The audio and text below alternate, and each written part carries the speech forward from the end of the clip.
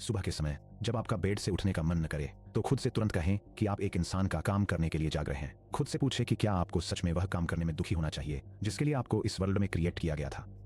क्या आप सिर्फ गर्म ब्लैंकेट्स के नीचे लेटने और खुद को पैम्पर करने के लिए बने थे। आप कह सकते हैं कि बेड में रहना अच्छा लगता है, लेकिन क्या आप सिर्फ अच्छा फील करने और प्लेजर एंजॉय करने के लिए पैदा हुए थे, या फिर आप हमेशा एक्टिव रहने और काम करने के लिए पैदा हुए थे। फॉर एग्जाम्पल, जैसे जब आप प्लांट्स, बर्ड्स, आंट्स, स्पाइडर्स और बीच को देखते हैं तो आप देखते हैं कि वे सभी अपने तरीके से यूनिवर्स को स्मूथली चलाने के लिए हार्ड वर्क करते हैं। इसका सिर्फ ये मतलब है कि नेचर में हर चीज अपना काम करती है। तो आप इंसान का काम करने से मना क्यों करते हैं?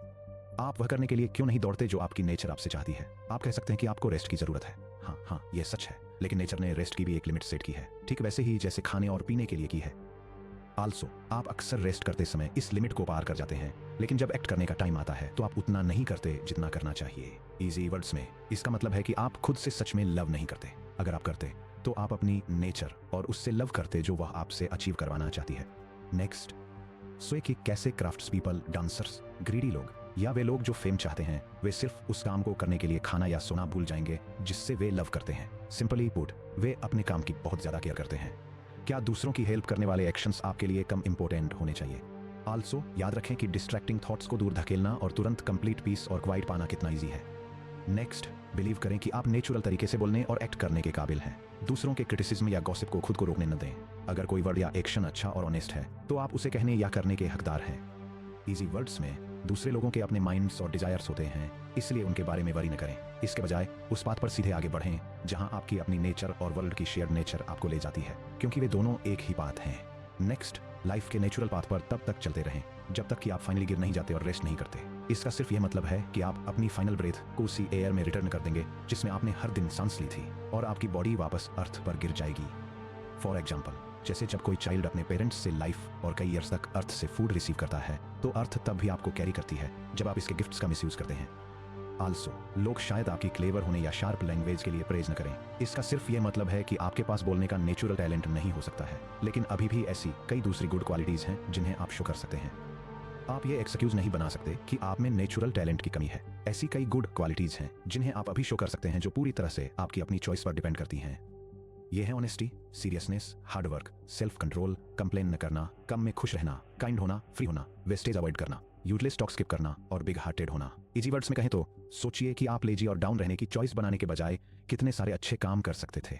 आल्सो ये मत कहिए कि आपकी नेचुरल पर्सनैलिटी आपको कंप्लेन करने, पोरली एक्ट करने, दूसरों को फ्लैटर करने, अपनी बॉडी के बारे में कॉन्स्टेंटली वरी करने, फेम सीक करने या हर समय अपना माइंड चेंज करने के लिए फोर्स करती है। इसका सिर्फ ये मतलब है कि आप बहुत पहले ही खुद को इन बैड हैबिट्स से फ्री कर सकते थे। इसकी एकमात्र कॉस्ट सिर्फ यही होती कि दूसरे लोग शायद आपको थोड़ा स्लो या क्वाइट समझते। आपको अपने स्लो स्टार्ट की चिंता किए बिना और इस पर प्राउड फील किए बिना भी खुद को इंप्रूव करने की प्रैक्टिस करनी चाहिए। नेक्स्ट, सोचिए कि लोग दूसरों की हेल्प कैसे करते हैं। कुछ लोग फेवर करते हैं और इमीडिएटली रिटर्न में कुछ एक्सपेक्ट करते हैं। दूसरे लोग वापस कुछ नहीं मांगते, लेकिन वे फिर भी अपने माइंड में ट्रैक रखते हैं और दूसरे पर्सन को अपना डेटर समझते हैं।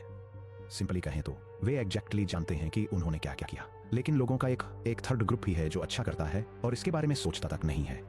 फॉर एग्जाम्पल, जैसे जब कोई ग्रेप वाइन ग्रेप्स ग्रो करती है और सिर्फ अपना फ्रूट प्रोड्यूस करके ही खुश हो जाती है और उससे ज्यादा कुछ नहीं मांगती। जैसे जब कोई हॉर्स रेस फिनिश करता है, कोई डॉग हंट फिनिश करता है या कोई भी हनी बनाती है तो वे अपलॉज या प्रेज नहीं ढूंढते। इजी वर्ड्स में कहें तो जो पर्सन सच में अपनी खुद की नेचर को समझता है वह किसी की हेल्प करने के बाद प्रेज नहीं ढूंढता। इसके बजाय वह सिंपली अगला अच्छा एक्शन परफॉर्म करने के लिए आगे बढ़ जाता है। ठीक वैसे ही जैसे ग्रेप वाइन अगले सीजन में फिर से फ्रूट ग्रो करने के लिए रेडी हो जाती है। आपको उन लोगों की तरह बनने की ट्राई करनी चाहिए जो क्वाइटली और बिना सोचे अच्छा करते हैं। लेकिन कोई यह आर्ग्यू कर सकता है कि एक थॉटफुल पर्सन को यह समझना चाहिए कि वह क्या कर रहा है। वे कह सकते हैं कि क्योंकि ह्यूमंस सोशल क्रिएचर्स हैं, इसलिए हमें पता होना चाहिए कि हम कब हेल्पफुल हो रहे हैं, और हमें यह भी चाहना चाहिए कि दूसरे पर्सन को भी इस बारे में पता चले। इसका सिर्फ यह मतलब है कि भले ही वह आर्ग्यूमेंट सच लगता हो, लेकिन यह डीपर मीनिंग को मिस कर देता है। अगर आप इस तरह सोचते हैं तो आप लोगों के उस फर्स्ट ग्रुप की तरह हैं जो अपने एक्शंस के लिए क्रेडिट चाहते हैं। वरी मत कीजिए, क्योंकि नेचुरली अच्छा करना आपको हेल्पफुल और सोशल होने से कभी नहीं रोकेगा। नेक्स्ट, सोचिए कि एंशिएंट एथेंस के लोग कैसे प्रेयर करते थे। वे सिर्फ अपने खेतों के लिए नहीं बल्कि अपनी सिटी के सभी फील्ड्स पर रेन होने के लिए प्रेयर करते थे। इजी वर्ड्स में कहें तो हमें या तो बिल्कुल भी प्रेयर नहीं करनी चाहिए या फिर सिर्फ अपने लिए प्रेयर करने के बजाय सभी के लिए ओपनली और अनसेल्फिशली प्रेयर करनी चाहिए। आल्सो हम अक्सर कहते हैं कि डॉक्टर ने 1 पेशेंट के लिए हॉर्स राइडिंग, दूसरे के लिए कोल्ड बाथ या थर्ड के लिए बेयरफुट वॉक करने को प्रिस्क्राइब किया है। इसका सिर्फ ये मतलब है कि डॉक्टर ने उन्हें हेल्दी होने में हेल्प करने के लिए इन चीज़ों को ऑर्डर किया था। इसी तरह यूनिवर्स की नेचर हमारे लिए सिकनेस, लॉस या ट्रबल प्रिस्क्राइब करती है। ये चैलेंजेस यूनिवर्स के लार्जर प्लान में फिट होने के लिए डिजाइन किए गए हैं। ये इवेंट्स एक साथ फिट होते हैं ताकि पूरा यूनिवर्स प्रॉपर्ली काम कर सके। इसका सिर्फ ये मतलब है कि आपके साथ जो कुछ भी होता है वो आपके पाथ के लिए ही सेट किया गया है। हम कह सकते हैं कि ये इवेंट्स एक साथ फॉल करते हैं। फॉर एग्जाम्पल, जैसे जब बिल्डर्स वॉल्स या पिरामिड्स बनाने के लिए स्क्वायर स्टोन्स का यूज करते हैं, वे स्टोन्स एक ब्यूटीफुल स्ट्रक्चर बनाने के लिए परफेक्टली एक साथ फिट हो जाते हैं। इसी वर्ड्स में भले ही बहुत सी अलग अलग चीजें होती हैं, वे सभी एक बड़ी हार्मनी क्रिएट करने के लिए मिलकर काम करती हैं। आल्सो, जैसे पूरी दुनिया कई स्मॉलर पार्ट्स से बनी है जो मिलकर वन कंप्लीट बॉडी बनाते हैं, वैसे ही लाइफ के सभी डिफरेंट इवेंट्स मिलकर वन बिग प्लान बनाते हैं। नेक्स्ट, इवन सिंपल लोग भी इसे समझते हैं। वे अक्सर कहते हैं कि किसी पर्सन की डेस्टिनी उनके लिए कुछ लेकर आई है। इसका सिर्फ यह मतलब है कि आपके चैलेंजेस आपके लिए हैंडपिक्ड हैं। ठीक वैसे ही जैसे एक डॉक्टर कोई स्पेसिफिक मेडिसिन प्रिस्क्राइब करता है, हमें इन चैलेंजेस को उसी तरह एक्सेप्ट करना चाहिए। फॉर एग्जाम्पल, जैसे जब कोई डॉक्टर आपको एक बिटर मेडिसिन देता है, इसका टेस्ट टेरिबल होता है, लेकिन आप इसे लेते हैं क्योंकि आप हेल्दी होना चाहते हैं। इजी वर्ड्स में, नेचर के बिग प्लान को हेल्थ के लिए अपने पाथ की तरह देखें। जो कुछ भी होता है उसका वेलकम करें, भले ही वह हार्श लगे। ये यूनिवर्स को हेल्दी रहने और स्मूथली रन करने में हेल्प करता है। सिंपली पुट, ये इवेंट नहीं होता अगर इससे पूरी दुनिया को हेल्प नहीं मिलती। नेचर कभी भी ऐसा कुछ नहीं करती जो उसके अपने रूल्स में फिट न हो। इसके 2 रीजंस हैं कि आपको जो कुछ भी होता है उससे हैप्पी क्यों होना चाहिए। फर्स्ट, क्योंकि यह स्पेसिफिकली आपके लिए बनाया गया था और बिल्कुल बिगिनिंग से आपकी लाइफ से कनेक्टेड था। सेकंड, क्योंकि पूरे यूनिवर्स का सक्सेस और बैलेंस इसी पर डिपेंड करता है। इजी वर्ड्स में, अगर आप एक पजल का वन पीस हटा देते हैं तो पूरी पिक्चर रुइन हो जाती है। जब आप इस बारे में कंप्लेन करते हैं कि क्या हो रहा है, तो आप नेचर की बिग पिक्चर से एक पीस को ब्रेक करने की कोशिश कर रहे होते हैं। आल्सो, अगर आप हर सिंगल टाइम अपने अच्छे प्रिंसिपल्स के अकॉर्डिंग परफेक्टली एक्ट करने में फेल हो जाते हैं, तो डिस्करेज्ड फील न करें या होप न खोएं। अगर आप स्लिप हो जाते हैं तो बस फिर से ट्राई करें। आप डिस्ट्रैक्शंस और ह्यूमन वीकनेसेस को फेस करेंगे क्योंकि आप ह्यूमन हैं। इसका सिर्फ यह मतलब है कि आपको खुद से एंग्री नहीं होना चाहिए। इसके बजाय उस वाइज पाथ से लव करें जिस पर आप रिटर्न होने की कोशिश कर रहे हैं। नेक्स्ट, जब आप विजडम की प्रैक्टिस करने पर वापस जाते हैं तो इसे एक चोर की तरह न देखें, जैसे कोई बच्चा खेलने के बाद स्कूल लौटता है। इसके बजाय इसे एक हीलिंग ट्रीटमेंट की तरह देखें। फॉर एग्जाम्पल, जैसे जब आप किसी पेनफुल बर्न पर एक सूदिंग क्रीम लगाते हैं या सोर आइज के लिए मेडिसिन यूज करते हैं। सिंपली पुट, विजडम आपको हील करने के लिए है, दूसरों को शो ऑफ करने के लिए नहीं। याद रखें कि विजडम आपसे सिर्फ वही करने को कहती है जो आपके लिए नेचुरल है। आप भला कुछ और क्यों चाहेंगे? लोग अक्सर सोचते हैं कि इजी प्लेजर्स को चेस करना सबसे नेचुरल चीज है, लेकिन इससे अक्सर नुकसान होता है। इजी वर्ड्स में कहें तो ट्रू हैप्पीनेस आपकी इनर नेचर को फॉलो करने से आती है, न कि सिर्फ उन क्विक प्लेजर्स को चेस करने से जो एंड में आपको हर्ट कर सकते हैं।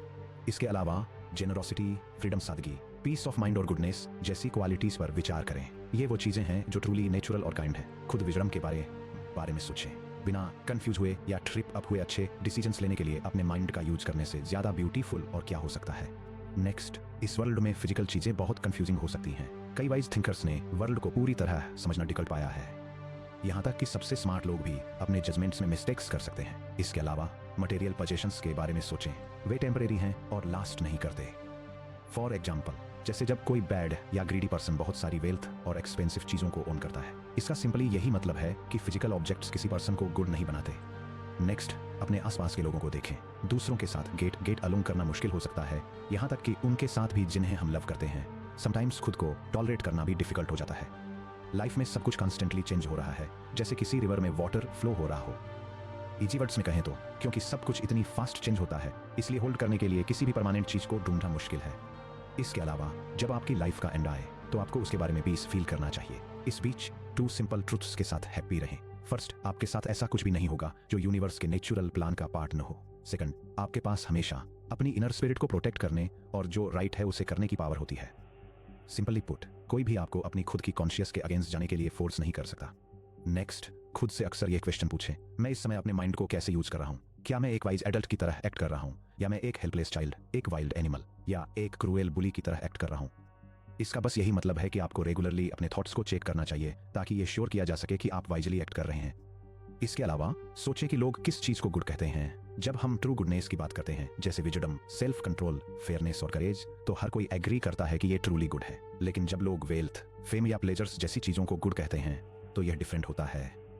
फॉर एग्जाम्पल, जैसे जब आप कोई कॉमेडी प्ले देखते हैं, एक्टर्स शायद उन रिच लोगों के बारे में जोक्स बना सकते हैं जिनके पास इतनी वेल्थ है लेकिन फिर भी बेसिक पीस की कमी है। सिंपली पुट, डीप डाउन हर कोई जानता है कि वेल्थ और फेम ट्रू गुडनेस के समान नहीं है। अपने आप से पूछिए कि क्या हमें सच में इन मटेरियल थिंग्स को वैल्यू देनी चाहिए। जैसे जब लोग किसी ऐसे रिच पर्सन के जोक पर हंसते हैं जिसके पास इतनी वेल्थ है लेकिन फिर भी उसके पास रिलीव होने के लिए एक बेसिक प्लेस भी नहीं है। इसका सीधे से मतलब यह है कि हमें वेल्थ, फेम या प्लेजर्स को ही ऐसी चीजें नहीं मानना चाहिए जो ट्रूली गुड है। अगर वे सच में ऐसी होती तो हम इन जोक्स पर नहीं हंसते। नेक्स्ट, इस बारे में सोचिए कि आप किस चीज से बने हैं। आप टू थिंग्स से बने हैं, फॉर्म और मैटर, जिसका मतलब है आपकी स्पिरिट और आपकी फिजिकल बॉडी। आपके अंदर की कोई भी कभी भी कंप्लीटली डिस्ट्रॉय नहीं हो सकती क्योंकि आप नथिंगनेस से नहीं आए हैं। इजी वर्ड्स में कहें तो जब आप पास अवे होते हैं तो आपके पार्ट्स सिंपली चेंज हो जाएंगे और वाइडर यूनिवर्स का पार्ट बन जाएंगे। चेंज का यह प्रोसेस फॉरएवर चलता रहता है, बिल्कुल वैसे ही जैसे ये आपसे पहले आपके पेरेंट्स और एंसेस्टर्स के लिए चला था। इसके अलावा आपका रीजनिंग माइंड सेल्फ सफिशिएंट है और खुद को गाइड करता है। ये डायरेक्टली अपने गोल की तरफ बढ़ता है जो कि वह करना है जो पॉसिबल और राइट है। इसका बस यही मतलब है कि जब आप सही काम करते हैं तो आप एक डायरेक्ट पाथ ले रहे होते हैं। हमें केवल उसी चीज को वैल्यू देनी चाहिए जो ट्रूली हमारे ह्यूमन नेचर से बिलोंग करती है। आपके एक्शंस के फाइनल रिजल्ट्स आपकी वर्थ को डिफाइन नहीं करते हैं। सिंपली पुट, अगर वर्ल्डली पोजेशंस हमारे लिए सच में गुड होते तो हम उन लोगों की प्रेज नहीं करते जो उनके बिना जीने का डिसीजन लेते हैं। फॉर एग्जाम्पल, जैसे जब कोई बिना लग्जरी के एक सिंपल लाइफ जीने का डिसीजन लेता है तो हम इसके लिए उनकी रिस्पेक्ट करते हैं। आप जितना ज़्यादा एक्सटर्नल शो और वेल्थ के बिना रह सकते हैं या उन्हें खोने को जितना बेहतर तरीके से हैंडल कर सकते हैं, आपका कैरेक्टर उतना ही बेहतर होता जाता है। नेक्स्ट, याद रखिए कि आपका माइंड वैसे ही बन जाता है जैसा आप मोस्ट ऑफ द टाइम सोचते हैं। आपके थॉट्स आपकी सोल को कलर करते हैं। फॉर एग्जाम्पल, जैसे जब आप कपड़े के किसी पीस को डाई करते हैं वैसे ही आपको अपने माइंड को गुड थॉट्स में सोक करना चाहिए। आप कहीं भी एक अच्छी लाइफ जी सकते हैं, यहाँ तक कि एक बिजी पैलेस में भी। इसके अलावा हर चीज़ एक स्पेसिफिक पर्पस के लिए क्रिएट की गई है। ह्यूमंस को एक कम्युनिटी में रहने और एक दूसरे की हेल्प करने के लिए डिज़ाइन किया गया है। इसका सीधे से मतलब यह है कि साथ मिलकर काम करना रैशनल बीइंग्स के लिए हाईएस्ट गुड है, करने के लिए डिज़ाइन किया गया है। इसका सिर्फ यह मतलब है कि आपका जो भी पर्पस है उसी में आपको अपनी हैप्पीनेस और बेनिफिट भी मिलता है। ह्यूमंस के लिए हमारा पर्पस सोसाइटी में साथ मिलकर रहना और एक दूसरे की हेल्प करना है। हम इसे काफ़ी टाइम से जानते हैं। ये क्लियर है कि नेचर में सिंपलर चीज़ें बेटर चीज़ों को सपोर्ट करने के लिए एग्जिस्ट करती हैं और बेस्ट चीज़ों को एक दूसरे की हेल्प करने के लिए बनाया गया है।